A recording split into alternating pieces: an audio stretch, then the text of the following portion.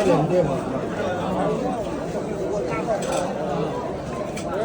်းတော်မလေးတစ်ဆက်ပိုးချဟုတ်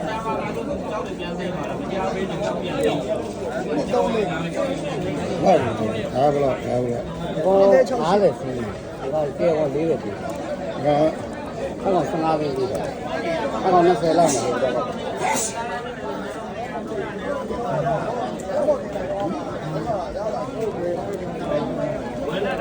ဘုန်းတော်လား